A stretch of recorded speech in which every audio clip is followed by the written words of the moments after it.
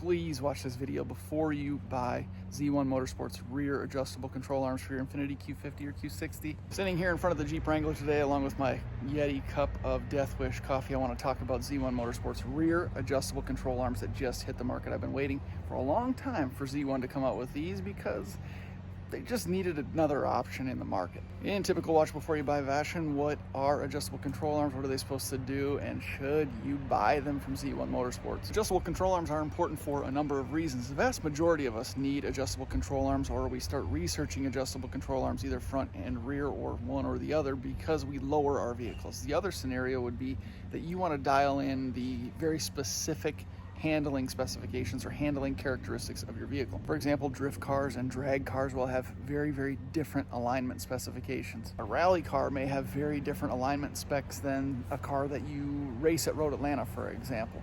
A lot of times it'll have to do with what the driver likes to feel in their car in terms of steering wheel input and how it affects the car. Like I said, most of us run into this get into this realm of modification because we lower our vehicles. And when you lower your vehicle, naturally your wheels will tilt in. You'll get some negative camber naturally just because the center of gravity is lowering, and that's just the effect that it has. So when we lower our vehicles, we then need a wheel alignment because we don't want to run too much negative camber or too much toe in, because then you start running into premature wear of your tires, and that can get expensive. Another scenario, when lowering our vehicles, you might want to run a wide tire or a wide wheel, and you need it to fit and tuck up into the wheel well without rubbing. So then you might need some adjustment in order to pull those wheels in a bit so you don't run into those rubbing issues. So obviously adjustable control arms are a very important component or a very important upgrade when lowering a vehicle or when really wanting to dial in the handling characteristics of a particular vehicle. There's some cases and some scenarios when you can get away with not having adjustable control arms. For example, when I ran my Tane S-Tech lowering springs, I dropped the car about 1.5 inches from factory. I did see a little negative camber in the front. The rear really didn't look any different. I took the car to Soho Motorsports, we put it up on the alignment rack, and the car was still within spec. Which is, I was surprised actually. It was on the very limits of specification, but it met specs nonetheless. Now the guys at Soho tried to do the adjustments, or they adjusted it as much as they could with the factory control arms. However, adjustment is very, very limited with the factory setup. So the car, like I said, was within specification. I kept an eye on tire wear, and I didn't notice anything unusual over 1.5 years that I ran with those lowering springs. So that is quite interesting to note, that if you're lowering the car about 1 inch to 1.5 inches, depending on your vehicle and depending on your Q50, a lot of them will be different. Not every Q50 is exactly the same, so just keep that in mind. But in my particular case, lowering the car 1.5 inches, the car was still within alignment specs, so that was cool. When I installed BC Racing coilovers, however, I lowered the car about 2 inches lower than factory ride height, and that caused some pretty significant negative camber in the front. The rear is still not all that noticeable. I can tell a little bit different. It tucks those tires up into the wheel well, but I've been paying really close attention to tire wear over the last several months, and I haven't noticed anything unusual, which is a good sign. If you had some weird toe angles or some really extreme camber situations, you might notice some premature wear on the inside shoulder of your tire. You might get some feathering across the tread if you have some weird toe stuff. So I've been paying attention to all of that and haven't noticed anything. There's a lot to be said about a quality tire as well and how it handles this. But I think the car tracks straight. It handles really well, and I'm not too concerned about installing adjustable control arms. However, it is something that I've been looking into for quite some time, as I do want to be able to make these adjustments. As I mentioned in my slammed video, however, sorry for the motorcycles. I mentioned in my slammed video, however, that my front tires are possibly rubbing in certain situations. It's nothing that I've heard, but there seems to be a little bit of evidence inside that wheel well, inside that fender. So even if I had front adjustable control arms, pushing those front tires out really, it wouldn't help me because it would make the tires rub even worse.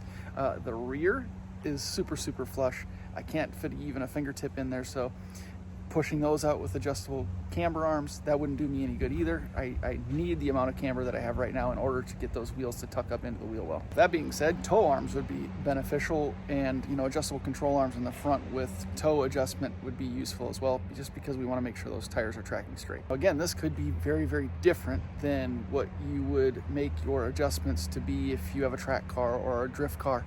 These are specifications that you want to discuss with your alignment technician. So just in a general sense, I definitely recommend rear adjustable control arms. Now with Z1 Motorsports, it's pretty awesome because you can get them as a complete set. That's camber arms, toe arms, and traction arms. You can buy them separately, individually, which is beneficial as well. Like I said, you might not worry about traction arms too much, but you definitely want to make sure your toe is proper, and maybe you're not so worried about camber either because you're sitting pretty flush and you really don't need to adjust it. Or you can buy a combination of the two, so you can get toe arms and camber arms. I don't think you can buy traction arms and camber arms, traction arms and toe arms. Maybe you can't get that two-piece combination, but you can get camber arms and toe arms, which is probably the most common adjustment that I see. The whole set of 3 is just shy of $700, so it's not a small investment. However, if you're burning through $1,200 sets of tires every couple of months, that gets expensive also. So it's worthwhile to get the rear adjustable control arms. The fact that you can get them separately, or you can get the toe arms and camber arms together for just over $450, that might be a good way to go as well. Save a little bit of money, but you still get the main components adjusted that you're looking at. Quality of material seems to be decent. They look really nice. Not that you're going to see them a lot, but they, there's something about a good looking component that you put under the car. Z1's front adjustable upper control arms, that's a different story. It's not that good looking of a part, and we'll save that. We'll do another watch before you buy video for the adjustable upper control arm from Z1 Motorsports for the Q50. There are far more expensive rear adjustable control arms for the Q50 and Q60, and there are substantially less expensive control arms for the Q50 and Q60. I would keep in mind, however, that this is a pretty important component to your vehicle, especially considering the fact that it helps your vehicle maintain control on the road, especially in spirited or competitive driving situations, and not to mention the fact that you could burn through some really expensive tires over a short period of time if you don't have proper alignment specs. However, I'm always looking for a good bang for your buck, as you know. Just because it is a certain brand or a certain price point doesn't mean you automatically go for it, because the most expensive doesn't always mean the highest quality, and we've learned that from a wide range of parts across a wide range of platforms. So I think Z1 Motorsports checks a lot of boxes in regard to the rear adjustable control arms, both with quality and appearance, adjustability. There's a range of adjustability for these control arms. They seem to be easily adjustable, which is nice. Accessibility is a good thing, and I think the price point is decent. They're not cheap, but they're not the most expensive. I think it puts it right in a nice middle ground with a good combination of price point, quality, and functionality. And I think for that reason, or for those reasons, I would say, yeah, go for it. Buy some rear adjustable control arms from Z1 Motorsports. One thing to consider though is what you want to do. Do you want to get the camber arms, toe arms, and traction arms together in one package for under $700, or do you just want the camber arms and toe arms, which are the main pieces of the puzzle, in my opinion, for $568 or something like that? A couple $100 extra, you might as well get the whole package. Thanks for watching, guys. If you have any questions about the rear adjustable control arms, send them over to Z1. Now, leave them in the comment section below. I'm happy to help as best I possibly can. I get to all the comments still as quickly as I can, so thank you guys for the continued support. Thank you again for watching another episode of Watch Before You Buy. We got some more stuff coming.